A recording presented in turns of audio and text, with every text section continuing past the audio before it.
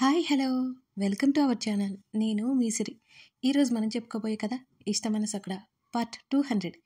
కథలకు వెళ్ళే ముందు లైక్ చేయడం మర్చిపోకండి. మనం 2 సెంచరీలు కొట్టేసామన్నమాట. ఇక చూద్దామా.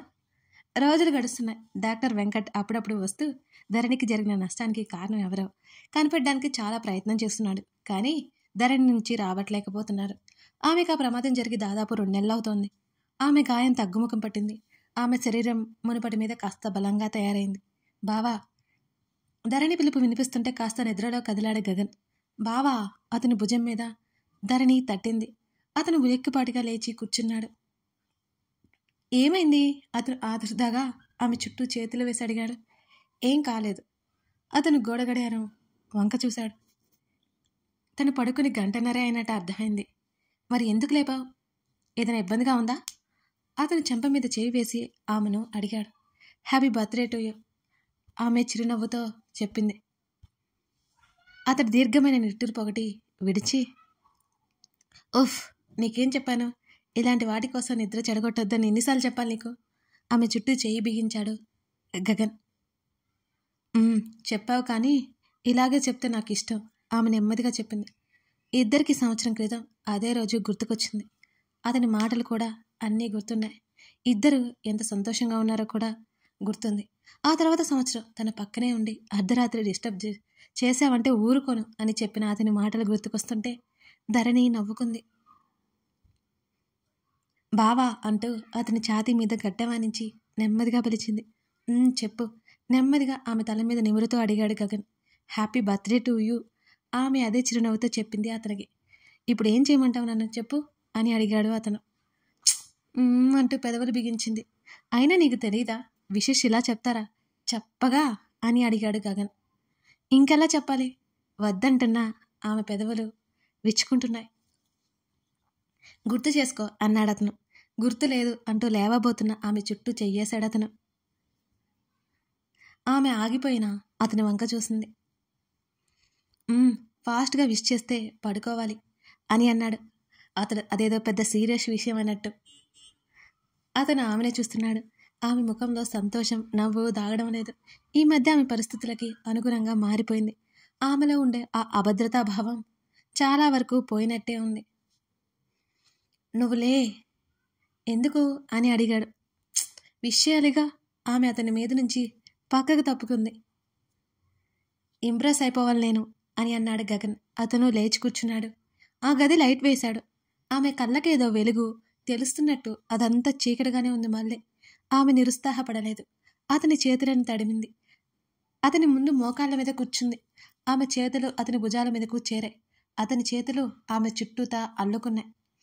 ఆమె మోకాళ్ళతోనే అతనికి మరింత దగ్గరగా వెళ్ళింది. క్రీమ్ కలర్ టీషర్టు, అదే కలర్ ట్రౌజర్, కొంచెం అంటే కొంచెం జుట్టు, చెవులకి పెరలతో ఉన్న రింగ్స్, చిట్టి కుందేలు పిల్లలా ఉంది అతని కళ్ళకి ధరణి. భలే ముద్దుగా అనిపించింది. ఫాస్ట్గా అతను మళ్ళీ చెప్పాడు ఆమెనే చూస్తూ. ఆమె చూపులు ఒకవైపు ఉన్నాయి. కళ్ళు మూసుకో అన్నది మెల్లిగా ధరణి. కుదరదు ప్లీజ్, ఆమె బ్రతిమాలింది. కుదరదు అని అతను మళ్ళీ అలా చెప్పగానే ఆమె పెదవులు ముడుచుకుపోయాయి. ఆమె అతని కళ్ళ మీద చెయ్యడ్డు పెట్టింది. అతను తీనేలేదు. ఆమె పెదవులు అతని నుదుటి మీద తాకాయి. ఆమె చెయ్యి నెమ్మదిగా అతని చెంప మీదకు చేరిపోయింది. అతను కళ్ళు తెరిచి ఆమెనే చూస్తున్నాడు. ఆమె పెదవులు ఇంకా విచ్చుకొని ఆమె పలవరస కనిపిస్తోంది. అతనిలో పొంగుకొస్తున్న భావాల్ని అదుపు చేసుకోవడానికి అన్నట్టు పెదవులు బిగించి గట్టిగా కళ్ళు మూసుకున్నాడు. ఆమె 2 చేతులు అతని చెంపలని తడుముతున్నాయి. అంతకు ముందు కంటే అతని గడ్డం ఎక్కువ పెరిగినట్టు అనిపిస్తోంది ధరణికి. అతను ఎలా ఉన్నాడో చూడాలనిపించింది. తను చూడాలని అతని ముఖాన్ని తడుముతూనే ఎలా ఉందో మదిలో చిత్రించుకుంటోంది ఆమె. ఆమె ఊపిరి అతని ముఖమంతా పరుచుకుంటోంది. అతను కళ్ళు తెరిచి నవ్వుతూ చూశాడు ఆమె వంగ. ఆమె బొటన వేళ్లు అతని పెదవుల కోసం వెతుకుతున్నాయి. అతని పెదవులు ఆమెకి చిక్కాయి. మరొక చేత్తో అతని మొహాన్ని మరోసారి తడిమింది ధరణి. అతను కళ్ళు మూసుకున్నాడా లేదా అని చూస్తున్నట్టుగా ఉంది ఆమె వాలకం.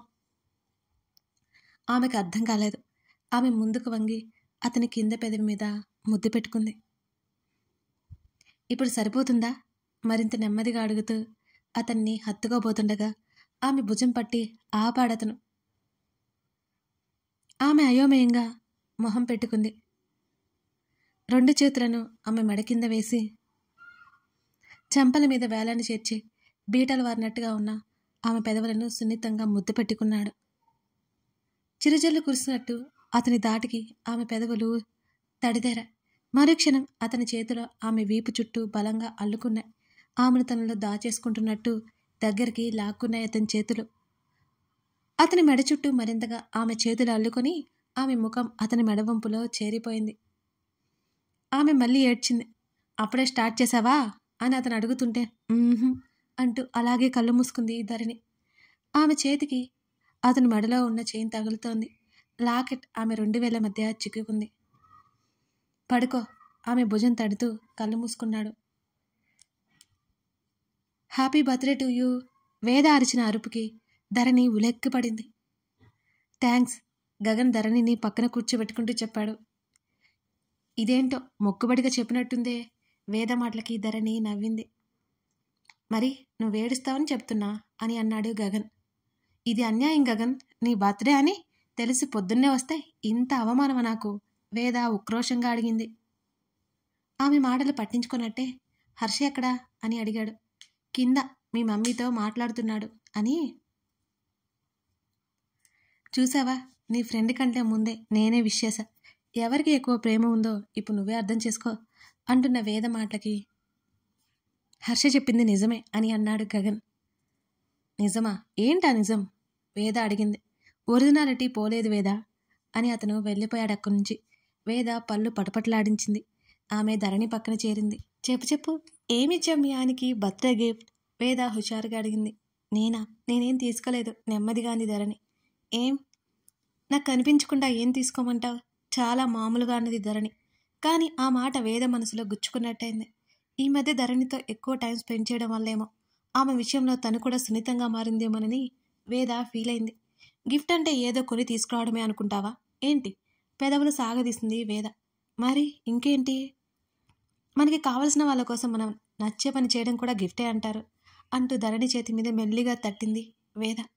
ఆమె మాటల్లో ధరణికి ఏదో అర్థమైనట్టు అనిపించింది. సరే ఇది చెప్పు, ఇంతకుముందు ఎప్పుడైనా మీ ఆయనకి గిఫ్ట్ ఇచ్చావా? వేద నవ్వుతూ అడిగింది. ధరణి పెదవులు విచ్చుకున్నాయి. పెళ్లికి ముందు అతనికి లాకెట్ ఇవ్వడం అదంతా ధరణి చెబుతుంటే వేద నవ్వుతూ వింటోంది. నేనిచ్చిన వాచ్ కూడా ఎప్పుడు చేతికే ఉంటుంది. ధరణి మాటలకి వేద హఠాత్తుగా ఆగిపోయింది. ధరణి, ఏమన్నావు? నేనేమన్నాను? ఇప్పుడేం చెప్పావు? వాచ్ ఇచ్చాను అన్నాను అయోమయంగా అన్నది ధరణి. అంతకుముందు? లాకెట్ ఇచ్చాను. లాకెట్? G letter locket. ఏమైంది వేద? ధరణికి నిజంగానే అర్థం కాలేదు. ఏవో అస్పష్టమైన జ్ఞాపకాలు మెదులుతున్నాయి వేద కళ్ళ ముందు. ఆమె తల పట్టుకుంది.